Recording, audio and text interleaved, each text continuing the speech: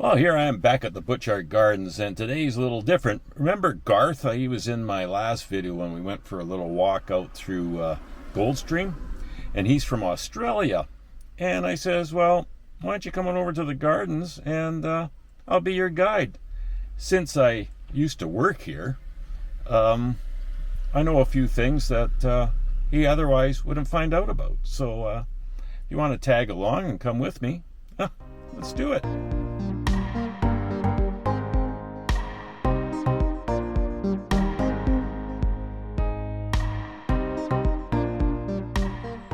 Well, we will be first in, and I'll go over to the parking lot and get my cameras and everything ready and wait for Garth, and we'll carry on. Maybe a little bit of a history lesson of the gardens today. That'll be fun. I haven't done that for a while. See how much I can remember. Okay, let's get in here now. I got 1 minute before 9. Well, you can see we've got the fall colors here at the garden. When you're first in the morning, you get to see them getting all the cleanup done and blowing leaves and that.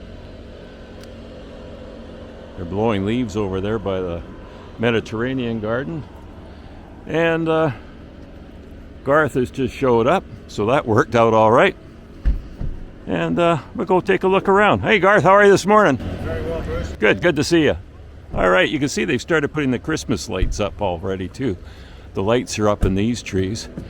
And if I was still working here, I would be coming back next week to start on that. So here we go.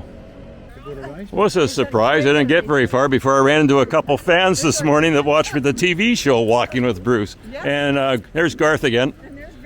Yeah, okay, we're going to go have a look around, and maybe I'll teach you a little history about the gardens. Okay, thanks very much, and thanks for watching.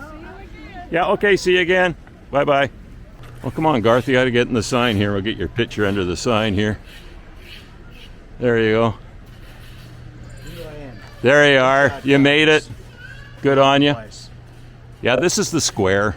People that might not know, this is the square. And the first thing in the morning, like I said, the staff's out there cleaning everything up, and then basically they disappear into the woodwork. So you really don't see that many people working during the day when you're here. And they have coffee shops there. If you have any information or need any information, you just go into the visitor center there. And in the summertime, this corner was set up here with a couple of benches. And I used to work here when I wasn't out on working in the promotions in the Model T. If the weather wasn't right or anything like that, I'd spend the day here and just answer people's questions. So that's another thing. I spent hours and hours right on this corner talking to people. Okay, let's go have a look around. Yes, the fall display's up. Really nice. When you come to the beginning here of Laurel's Walk, if you go up here, some people don't know that this is here. There's a little trail going up here. And if you go up here, it's a really nice place to go. It's really quiet. You can be off by yourself and have lunch or whatever.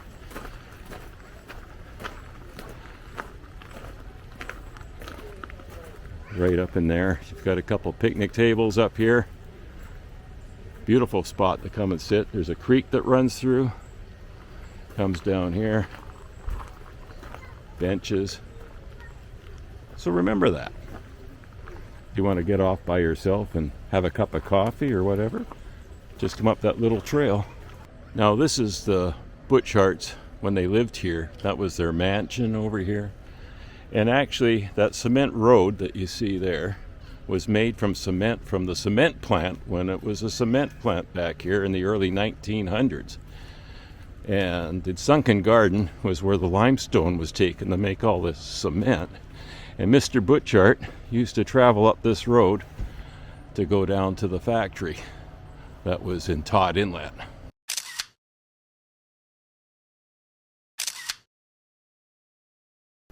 The colors are starting to come. I don't think they're all out in the Japanese garden yet, but they're sure coming out here.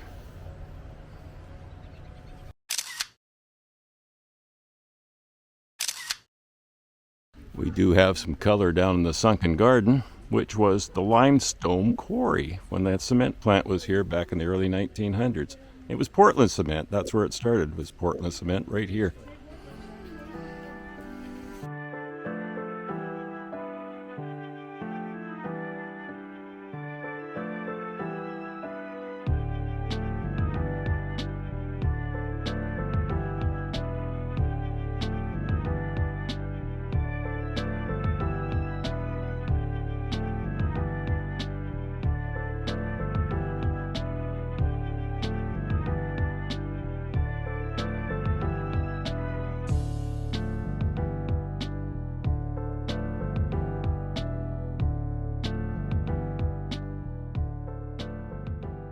And this here, my friends, was Mr. Butchart's trout pond. He had pet trout that he had put in here. And the trout pond was actually in here even when they were mining this place. That's when it first started. Something you might find interesting, the limestone came out in Todd Inlet. They used to take it down the Todd Inlet to take it out. And when they first started taking the limestone out of here to make the cement with, it went out in barrels. Well, actually the cement, once it was made at the plant, it went out in barrels. And that worked really, really well for quite a while until they realized that the cost of barrels kept on going up. So at that time, Mr. Butchart and his executive staff came up with the idea of putting them in bags. So that's where the cement bags came from, was out of here. A lot of people don't know that. Well, now you do. Hope you found that interesting. This is the quarry here. Mrs. Butchart, once they were finished with the quarry, she used to hang in a bosun's chair on the walls here and was planting ivy and that up and down here. So you'll see these stacks here. I'll show you what's left of those in a few minutes. There's one part of one still standing. And if you look around, you'll find some of the mining equipment still around on display. Plus, there is a museum set up in January and that. Hopefully they'll be doing it again. It sort of like got put on hold during COVID, but I'm sure it'll be back shortly. A little history on the trout pond here, and they were saying that Mr. Butchart used to come along and clap his hands and the trout would come up so he could feed them. I've heard that story before. And we're looking now at the Ross Fountain, very, very famous fountain. In another week or so, they'll be draining the lake and putting the winter fountain in, which isn't nearly as impressive, but it uses bigger jets so it doesn't freeze up if we get some really cold weather. This is still part of the road that Mr. Butchart built to drive down to the mill in Todd Inlet. So this is still original here. Also, Benvenuto, when you come into the gardens from, say, West Saanich Road, he built that all the way out to West Saanich Road. Make it a little easier to get here. Oh, we just ran into Marianne and Stacy. They're over here enjoying the gardens. They're over here quite often. They are neighbors of the neighborhood, so they come over and enjoy it. So running into all kinds of people here today. It's actually getting quite busy right now. I was just telling Garth a little story about the carousel that's here at the gardens. How it came to be. Well, the Butcharts were world travelers, and they went to Australia, Africa, all the different continents. And so all the animals on the carousel represent places they've been, or they've even got a couple of their dogs that were recreated and put on the carousel too. Winston's one of them. Can't remember the other dog's name, don't remember like I used to. So that's the story behind the carousel. And it was built from a fellow in San Diego, and he actually came out and checked out the place to see if it was worthy enough for one of his carousels. And once he saw that they were going to build this special building just for the carousel, it was approved, and it was done, and now it's a very popular part of the gardens. So I'll show you what I mean about the animals, how they're from all over the world. Let's have a look. It's just starting. You can see all the different animals from all over the world. And Winston went by, the dog, here a minute ago. Oh, there he goes. That was the Butchart's dog. And then are one of their fall displays, the old tractor that used to work the garden here. And this is the building that was built to house the carousel. And remember, when you do come, your dogs are more than welcome to come with you. And they've even got their own little drinking fountain down there, so that's nice. And you can fill your water bottles, all in filtered water. And this place is well known. This is the fireworks field where the fireworks shows go on Saturday nights during the summer. I must say that this is my favorite flower in here this time of year is the dahlias, and they are just beautiful. They're almost done now, but they still look pretty nice.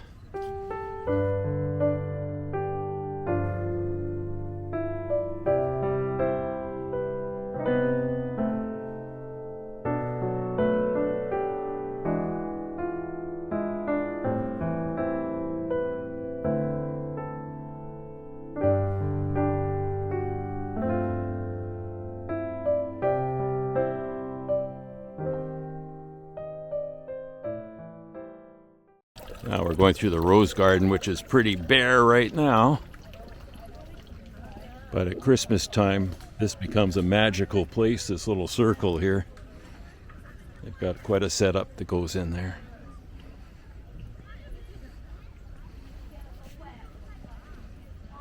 The Sturgeon Fountain. That'll be coming out of here shortly. They bring a crane in, take it out, and they put another like carousel in for Christmas with a bunch of different characters from fairy tales and that go on the carousel. So that'll be changed out shortly. So that's looking back at the main house. And we're going to go down and see the Japanese garden. And hopefully the colors are out now in there, because the last time I was here it wasn't that impressive, but already starting to see some color in here. Oh yeah, looks like it's coming along quite nicely. Usually you need a good frost to get it going, but I guess with all the different rain and a little bit cooler in the evenings, the color's starting to come. You might not know this, but the Japanese garden was the first garden at the Butchart Gardens, and that was put in down here because when people came to visit the Butcharts, they usually came by water because it was the easiest way to get in here back in the early 1900s. So Jenny Butchart, she brought a crew over from Japan to design and build the Japanese gardens. And we're going to wander down by the cove here too.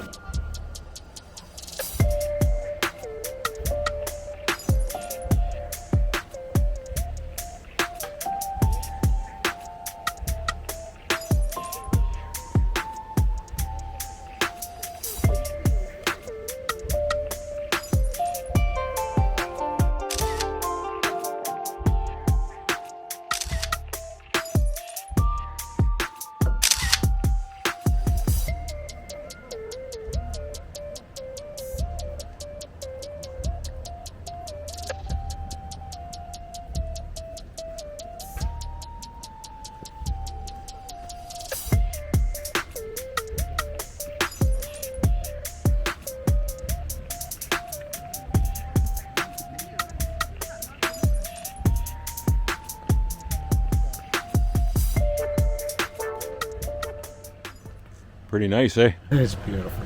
It's absolutely beautiful. So this is Butchart Cove. Robert Butchart used to have a yacht down here, and when he had guests come, and visit and that. He used to take people for a little tour up through Todd Inlet and show them where the cement plant used to be and that. And that's why today, once COVID gets over with completely and they put the electric boats back in, they do the electric tours and they take the people up the same route that Mr. Butchart used to take friends and family back in the early 1900s. The trail down to the cove here.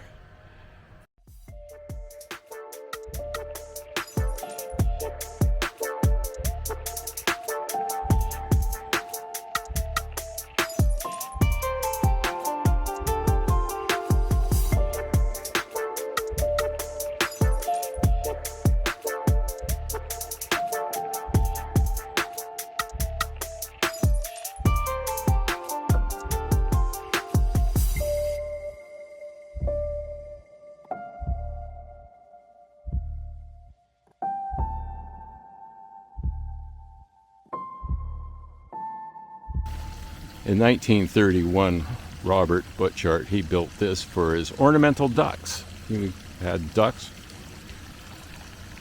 and it sort of like complements his trout pond from the sunken garden.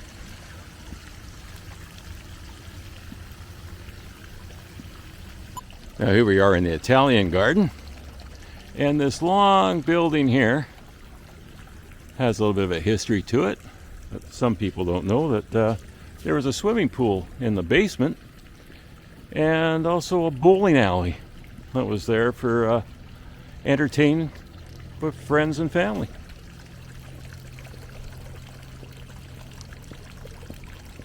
And if I remember correctly, I could be wrong, but before it was the Italian garden, it was tennis courts. Beautiful lawn. In the summertime, you can come down and get a picnic and go sit on the lawn at night when you're waiting to see the fireworks on a Saturday night. I've done it. And they're getting ready for Christmas, definitely. And a little bit of the things you can find in the gift store.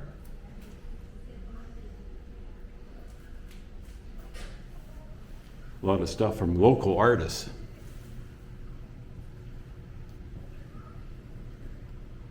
Oh, an old Pete's Reel. I got a bunch of those at home.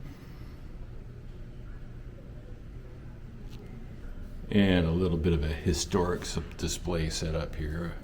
Jenny Butchart and Robert Butchart.